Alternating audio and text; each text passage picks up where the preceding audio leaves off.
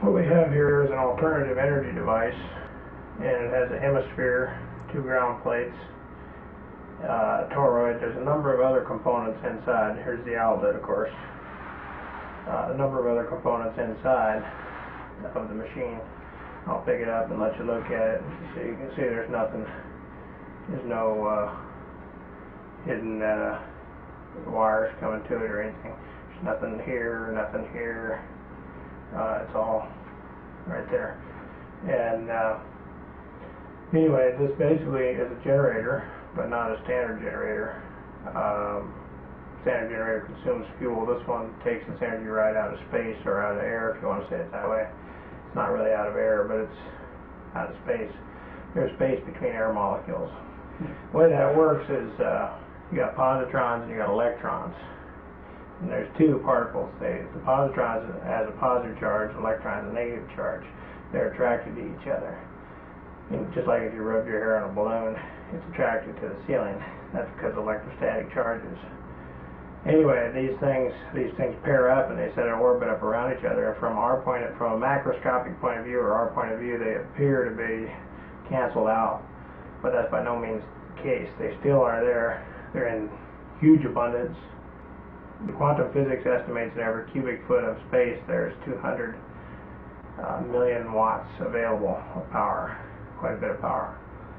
And I believe that's somewhere near correct. So anyway, there's been a number of people that have worked on these machines. As far as I know, they haven't been perfected yet, but they have been to this stage where they are usable. But again, there's more work needs to be done to get them commercially feasible. And here's one model. I think I'd let you look all the way around it. I'll show it to you again. Just so you know, there's no hidden wires or anything like that. Everything's right there. And we're going to plug some things in, test the load. This is a meter, triplet brand. This is set on DC. This is DC that's coming out of here. I'll put this on this wire here.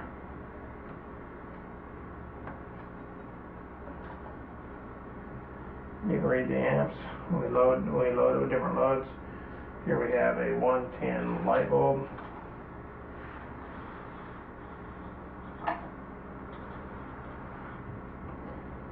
You'll see it lighting up when I plug it in. See it lit up. And we're drawing amperage wise about 0.39. And it takes a little bit and it'll stabilize between 3.9 and 0.438. Flash to 3.8 and then it flash to 3.9 and it flash to 4. Anyway, it's the stabilization circuit isn't perfect on this thing, but anyway, it's like I say, we still need a little more development on this stuff.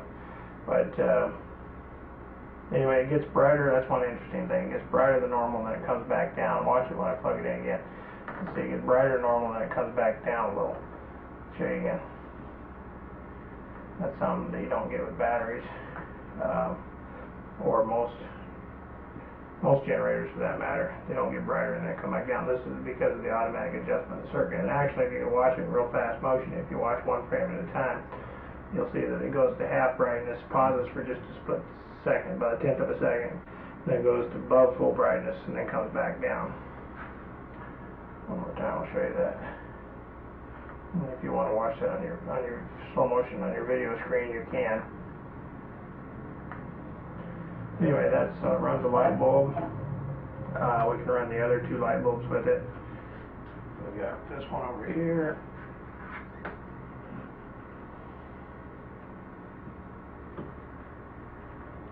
And there we see another light bulb. It's running at 2.0 amps.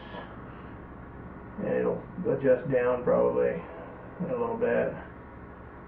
2.1 adjusts up for some reason. Anyway, nice and bright, you can see.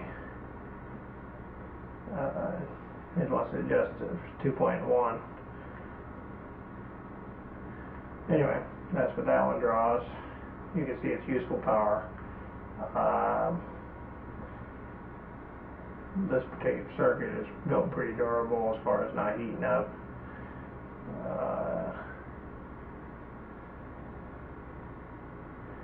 Yeah, actually, if you build these right, you can actually get them to run cold, like air conditioning, that type of thing. Now this little motor, we're going to run it too, and we don't have a plug-in, so we're just going to connect these wires up, in case you're wondering what I'm doing with these wires.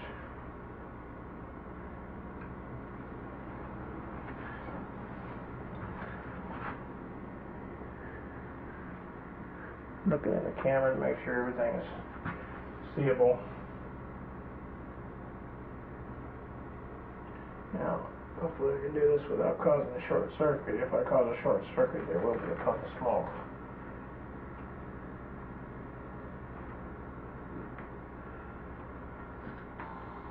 There you see the motor turning.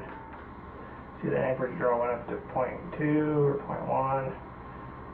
And it'll go up as I load it, just normally like a motor would.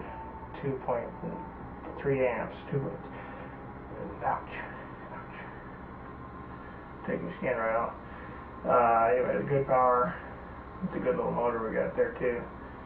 And basically a little bit about the theory behind it, or a little bit about how things work. I was talking about the positrons and electrons. They are everywhere in abundance. They can be harnessed. They were put together. They can be taken apart. Nature does it all the time. This will run indefinitely. You can see that thing running as long as they want, and you'll see there's no changes, and it don't stop or anything else. We'll run it for a while here. If you can see that on the video, it's drawing 0.2 amps. Let me see if I can see it pretty good. I'll zoom in.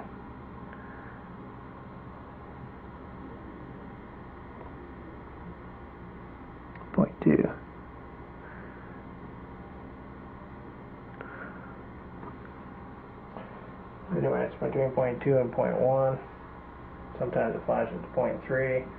Like I say, it's the automatic adjustment mechanism.